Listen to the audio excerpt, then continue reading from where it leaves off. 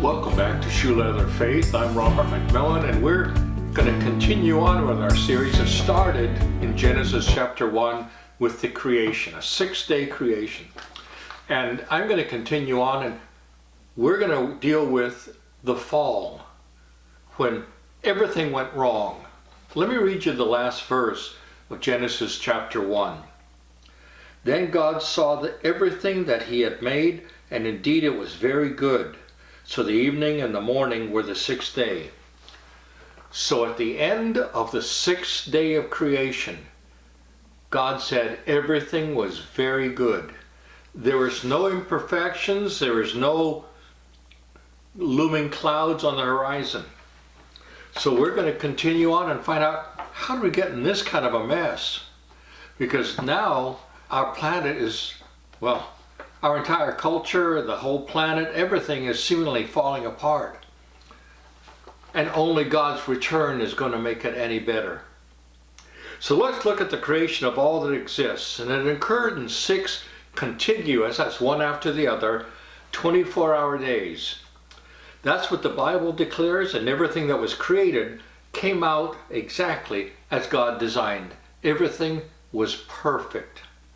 The creation was a robust place of energy and life. Everything was perfect, with no flaws or weaknesses. Everything was in its place, but that's not what we find today.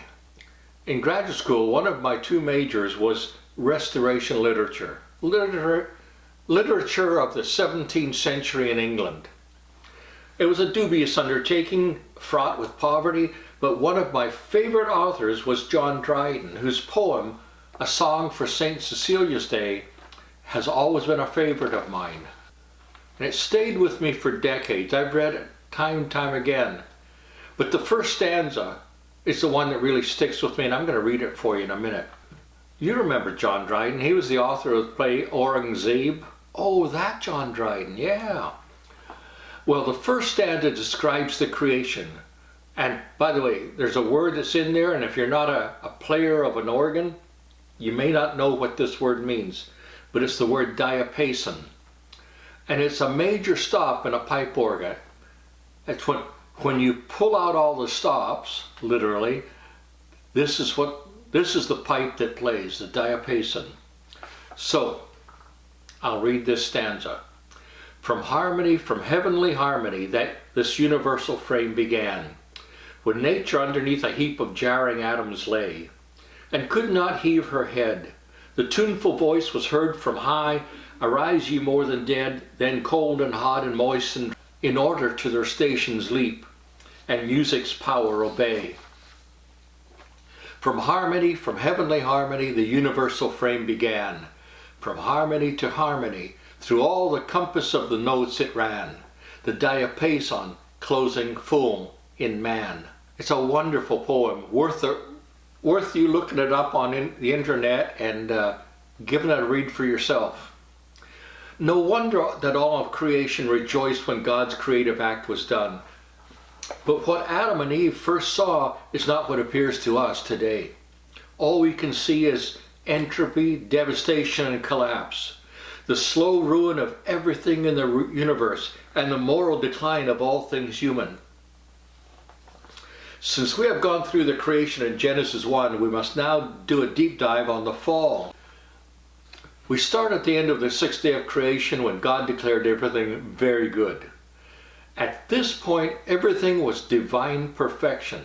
Everything in heaven, in the heavens, and on the earth.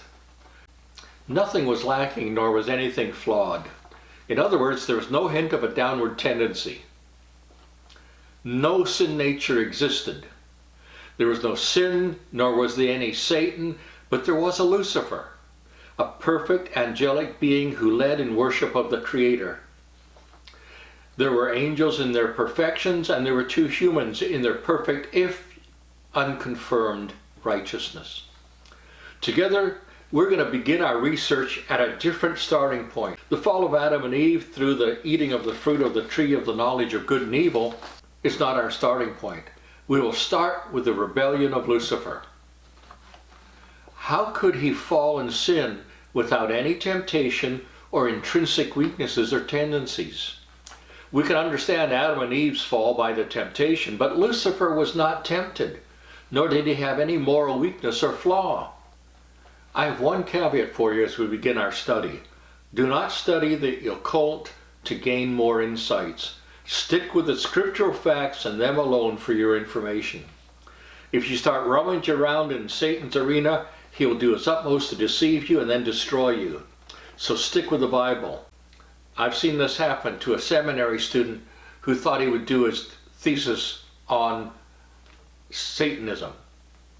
He started falling out of school, he left the ministry, and last I heard of him years ago, he wasn't even pretending to be a Christian. Stay away from the occult, because that's Satan's territory and he'll deceive you. That's what he's good at. Now, one suggestion I would make to enhance your insights into the fall and the nature of Satan's overall plan, and it isn't the Bible. I encourage you to read John Milton's poem, Paradise Lost. It's kind of a long poem, but it's worth the read. And it is a difficult poem to read because of the language.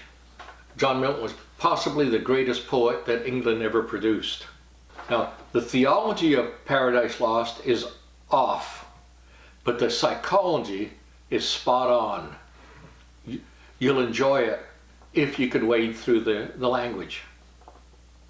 With that said, let us begin our dive before the temptation in the Garden of Eden. We must start with Satan's rebellion. Next time we're going to answer the questions, when did Lucifer fall? How did Lucifer fall? And where did Satan come from? Before we leave each other, please like this video and subscribe if you haven't already. Click on the bell to get notification of each new video. And by the way, keep reading your Bibles. Thanks very much.